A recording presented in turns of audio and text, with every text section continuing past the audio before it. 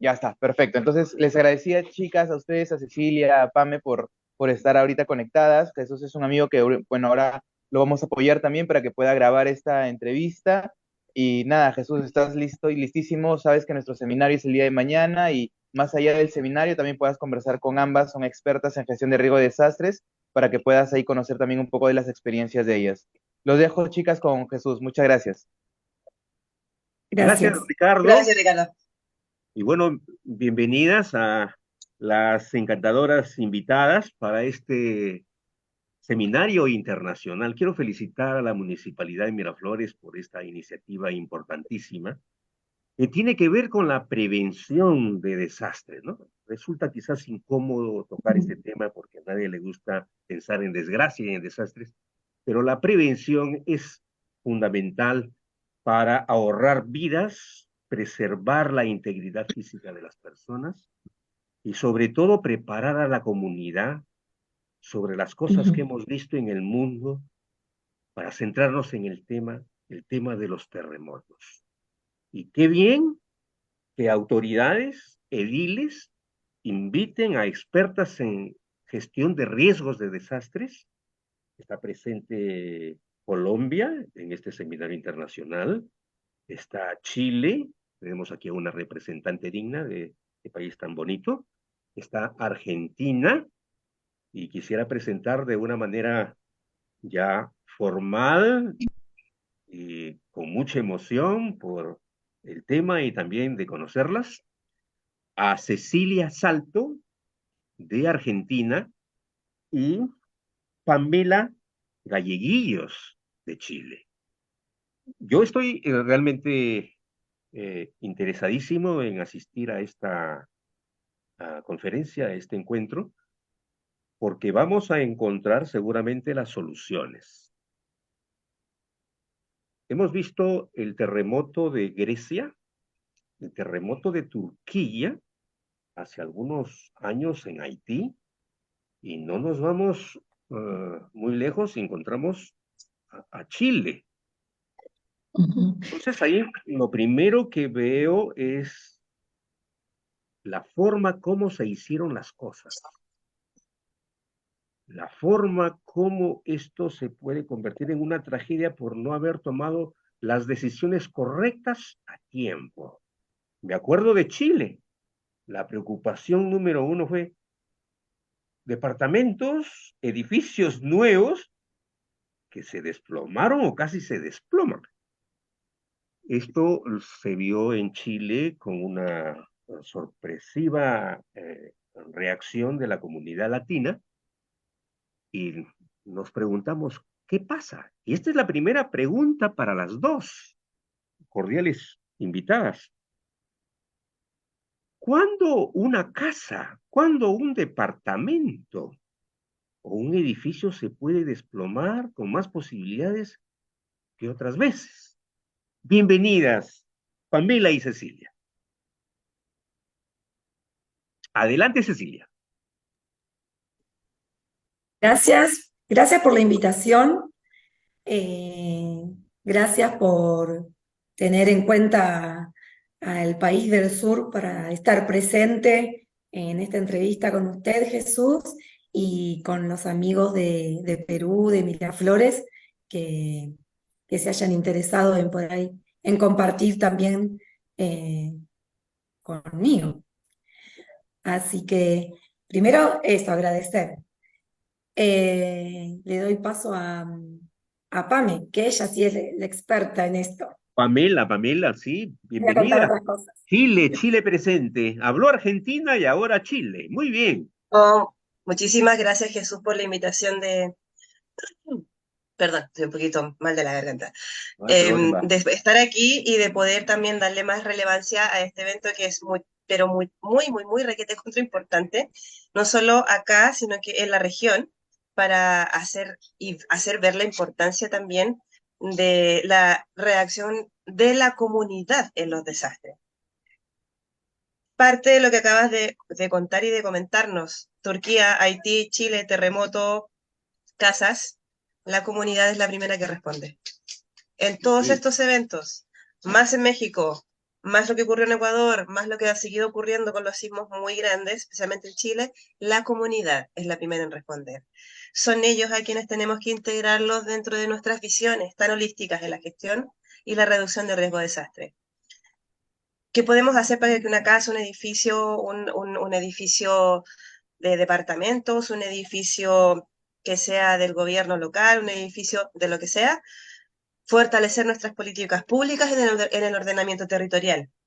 Eso es muy importante, porque mientras las políticas no vayan en pos de poder resguardar vidas y seamos conscientes de esto y solamente le demos auge a la construcción y al hecho de que los asentamientos urbanos crezcan sin mirar que ahora debemos trabajar en el desarrollo sustentable, vamos a seguir teniendo este tipo de catástrofe como la pérdida de vidas porque hay un edificio que se cayó como fue en Turquía, que no fue un hecho que le podamos También en traspasar Turquía. al Sí, sí. terremoto, exactamente, al terremoto que fue tan horrible, sino que fue un daño estructural que fue causado porque simplemente la gente dueña de las constructoras de esos edificios no tuvo la noción de querer salvar gente y lo único que hicieron fue mirarse el bolsillo. Excel- e- No se e- puede e- decir de otra manera. Exactamente, Pamela, has dado en el clavo, como decimos acá en el Perú. Y Cecilia debe tener una opinión complementaria, me imagino, porque cuando hablas, Pamela, de políticas públicas, hay que decirle a la gente las cosas como suelen decirse. O sea, que los funcionarios sean responsables en aprobar licencias de construcción dentro de los parámetros preestablecidos. Hay una legislación internacional que promueve responsabilidad de construcción, pero cuando se desploman es porque no hubo responsabilidad. Quizás, no me atrevo a decir, pero hasta coimas para que se acepten las construcciones defectuosas. Y obviamente cuando viene un terremoto, se cae. Y eso es lo que ocurrió en Turquía. ¿Qué dice Cecilia? Porque yo no soy el experto, es Cecilia y es Pamela. Cecilia. Sumando a lo, sí, sí, sumando a lo que dice Pame, justamente es una decisión política el preparar y el cuidar a los ciudadanos. Es una decisión política en cuanto a la construcción, como decía Pame, al ordenamiento de todo tipo de asentamiento, pero también es una decisión política preparar a esas personas para que, ante la situación inevitable, ¿sí? Estén dispuestos a responder de la mejor manera dentro de ese caos. Y eso es muy importante que los gobiernos tomen conciencia, se capaciten, primero quienes nos tienen que cuidar y luego comprendan la importancia de capacitar a su comunidad. Dos expertas que coinciden en el tema. Hay que mejorar el comportamiento y la conducta como funcionarios públicos que son responsables de las políticas públicas. Ahora, esto nos lleva a la prevención, la forma como la comunidad responde. Hemos visto que un terremoto, pues, se bambolea 1 metro a la derecha, 1 metro a la izquierda, o a veces se desploma, si no es en el momento, al día siguiente, y puede sepultar autos que pasan por ahí. Pero fundamentalmente es la forma como las personas sufren. Primero, eh, hay averías dentro de los edificios, la electricidad colapsa, los teléfonos celulares colapsan, y quizás la pregunta que algunos se hacen es ingenua.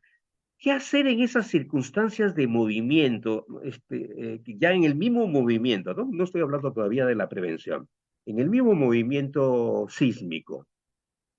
Ponerse debajo de una mesa como recomendaba hace 10, 20 años las Naciones Unidas, o realmente correr responsablemente para ganar un espacio seguro. ¿Qué se debe hacer?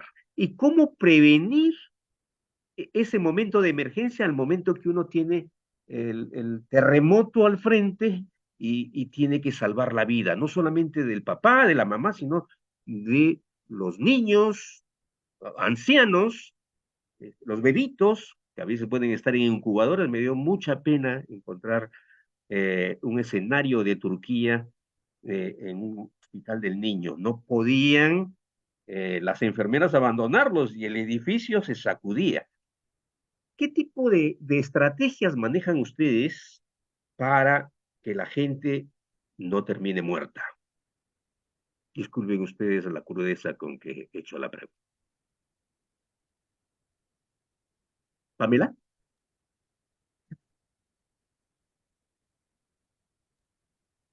Bueno, las visiones que hoy día debemos manejar en la gestión de riesgo de desastre es hacer a nuestras ciudades resilientes ante los desastres. Ese trabajo comienza mucho antes, muchísimo antes. Cuando nos preguntamos, porque nuestra mentalidad también es reactiva. Nunca pensamos en el antes, pensamos en el que vamos a hacer cuando ocurra. Seguimos siendo reactivos desde acá. Y es porque así ha sido durante muchísimos años. Como ha Y sido también mi por eso pregunta, ¿no? Como ha sido mi nos cuesta pregunta. cambiar el chip. Entonces, ¿qué pasa? Tengo La que cambiar gestión mi y la chip. reducción, todos, porque inclusive con lo que vamos a hacer un día cualquiera, empezamos a comenzar a pensar desde la reacción, no del antes. Entonces, ¿qué pasa hoy? Con todas estas unidades, direcciones, departamentos de gestión del riesgo de desastre, o inclusive ya pensando más grande, la reducción del riesgo de desastre en los territorios, es que debemos comenzar a trabajar esta misma visión desde mucho antes, ojalá, por ejemplo, en los niños, traspasarlos a las familias de una manera en que sepan qué hacer cuando ocurre. En Chile todavía cuando tiembla la gente corre para agarrar los televisores y no se caigan. Les da lo mismo arrancar del edificio para que no se le caiga el televisor. Pero ¿qué pasa? Es diferente enseñar a una persona que tiene que tener un plan en el caso de Chile, familia preparada, acá ¿cómo se llama? El plan familiar, para poder planificar en torno a este evento disruptivo mucho antes que ocurra, que por ejemplo las personas que viven en un edificio de departamentos, que es una comunidad, ya no es una comunidad de un departamento, es una comunidad de 100, 200 departamentos donde viven familias y que debo hacer y trabajar en una cultura preventiva en pos de la ley que esté obviamente gobernándonos en el lugar y el momento donde esté este edificio, ¿no? Me gusta el término cultura preventiva. Es la cultura preventiva y la comprensión del riesgo. La comprensión del riesgo es como nosotros, como individuos, comprendemos los riesgos a los que estamos expuestos en nuestros territorios. Y eso Bueno, también nace de cómo nos plantean los riesgos, porque para todos no tenemos ni estamos expuestos a los mismos riesgos. Como el mismo, excelente, no es excelente. el mismo de la casa que el del edificio. Ellos están mucho más expuestos. Tienen que bajar una escalera, tienen que bajar con niños, tienen que evacuar con sus animales, tienen que evacuar con su gente por una escalera que puede estar abarrotada, que puede estar sellada y un montón de cosas más. Por eso hay que pensar en el antes. Y el antes comienza con una planificación desde los gobiernos locales. Y desde los gobiernos locales debemos extender este conocimiento de esta cultura preventiva y esta comprensión del riesgo, que es local, para poder ya trabajar y avanzar en pensar cómo evacúo, cómo se educa y qué es lo que vamos a hacer. Porque si evacúa a un edificio de 300 personas, ¿dónde evacúan?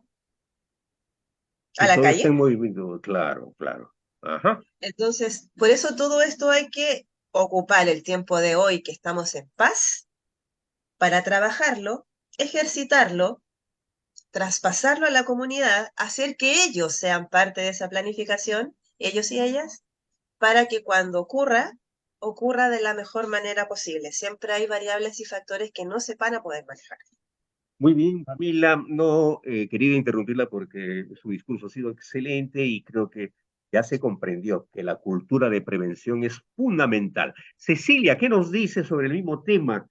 O si quiere complementar con alguna otra idea, bienvenida, le escucho. Y Sí, reforzar esta idea de incorporar el enfoque de la gestión del riesgo de desastres en los distintos estamentos, tanto gubernamentales como en cualquier tipo de organización, incorporarlo al sistema educativo, incorporarlo a todos los lugares y hasta los pequeños espacios donde hay gente que se reúne, ¿sí? Siempre que haya grupos de gente, va a haber un peligro potencial, un riesgo al cual pueden estar expuestos.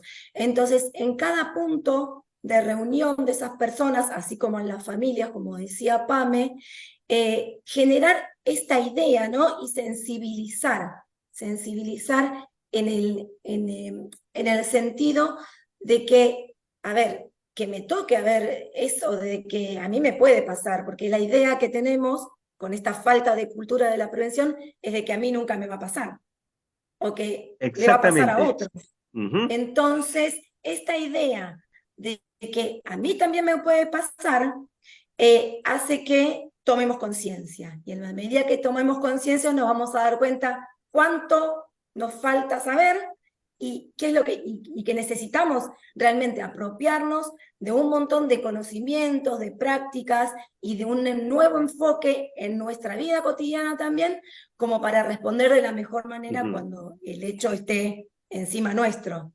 Y te digo más, vos estás enfocándolo a un sismo, pero te cuento un caso chiquitito Sí, que no claro. tiene nada que ver con un sismo. Sí. Yo vivo en el campo, a 100 kilómetros de la ciudad de Buenos Aires. Hay muchas familias que están lejos de un hospital, ¿sí? Y que la llegada al hospital es complicada, porque viven en el campo, porque si llovió es dificultoso salir con los vehículos y demás. Ujú. Hubo un caso puntual en el que un caballo pateó el rostro de un niño, que es alumno mío en la escuela justamente. Esa familia fue reactiva, netamente, porque frente a esa situación, lo único que hizo fue encontrarse con el accidente o incidente y llevarlo al hospital. ¿Qué pasó después, cuando todo mejoró? Toda esa familia que vive en el campo, incluso sus familiares y más allegados, me pidieron de tomar el curso de primeros auxilios. Ajá. Muy bien, excelente ejemplo. Pequeño Eh, detalle. sí, sí, y suficiente como para comprender de la cultura de prevención a no ser reactivo, ¿no? Y como bien dices, sino proactivo, o sea, adelantarse a los hechos. Bueno, y en esta última parte de esta entrevista me llena de mucha satisfacción. Quisiera ver como recomendación para las autoridades, especialmente las autoridades de Miraflores que van a tomar seguramente otros municipios como modelo. Pregunta es, tradicionalmente se hablaba de una matriz de riesgos, ¿no? Cuando uno quería solucionar problemas potenciales, habría que construir una matriz de riesgos. ¿Cómo se elabora ahora con metodologías nuevas? ¿Qué sugerencias habría que darle a las autoridades que tienen que ver con la prevención para que trabajen documentos y metodologías de tal manera que se cumpla lo que ustedes están señalando? De una manera en breve, efectiva, como lo vienen haciendo, escuchamos y creo que esto va a ser de mucho bien para las autoridades que toman decisiones, ¿no? Bien, Cecilia o Pamela. ¿Comienzo yo, Ceci? Bien, muy bien, muy bien. Sí, sí. Bien. Lo primero para todo esto, Jesús, es comprender desde nuestros gobiernos locales que la gobernanza del riesgo es lo más importante para hacer comprender al sistema municipal que lo que se está haciendo es en pos de la comunidad y que los únicos beneficiados van a ser ellos. Hay que comenzar por ahí. Y eso también toca un poco la fibra política. Debemos entender que los tomadores de decisiones en este momento son quienes tienen el sartén por el mango, porque son quienes les dan los fondos, son quienes gestionan muchas cosas que necesita la gestión del riesgo en los territorios y en los gobiernos locales. Para eso hay muchas herramientas en las cuales se les puede echar mano, como por ejemplo desarrollando ciudades resilientes, que es MCR 2030, para fortalecer la resiliencia en los gobiernos locales y nos ayudan a poder desarrollar todas estas políticas públicas con muchos insumos que son gratis. Por otro lado, hay que pensar y hacer que la comunidad sea parte de las decisiones que se toman en la gestión del riesgo de desastre. Hay que tomarles en cuenta por su edad, por sus necesidades, por sus vulnerabilidades diferenciadas y por todo lo que es un insumo para nosotros, un dato. Y por otro lado, trabajar con equipos multidisciplinarios, que es muy importante, porque tengo que levantar muchísimos datos en una comuna para poder hacer que la gestión del riesgo de desastre y la reducción llegue y sea efectiva para los territorios. Perfecto. ¿Cómo lo hago? Haciendo mapas de riesgo, de vulnerabilidad y también de amenazas, en base a esos insumos y a todo lo que se puede trabajar después, como una microzonificación de riesgos que se trabaja con la comunidad, como haciendo algunos tipos de mesas territoriales para seguirles escuchando en base al insumo que ya tengo, porque conozco las amenazas, vulnerabilidades y riesgos de mi territorio. Voy a seguir trabajando y creando muchos insumos más a lo largo del tiempo, inclusive hacer los planes por variables de estos riesgos para cada uno de ellos y hacia la comunidad desde mi municipio. Muy Y de bien. ahí pensar a nivel macro en un plan de reducción del riesgo de desastre, que ahí es como yo materializo y junto todo esto que ya trabajé para poder pensar y proyectar este trabajo en muchos años más. Perdón, acordémonos siempre desde ahora y nunca se nos olvide que debemos incluir el cambio climático. Muchas gracias, Pamela. Realmente me he quedado, todas tus ideas son magníficas, con la importancia del levantamiento de información.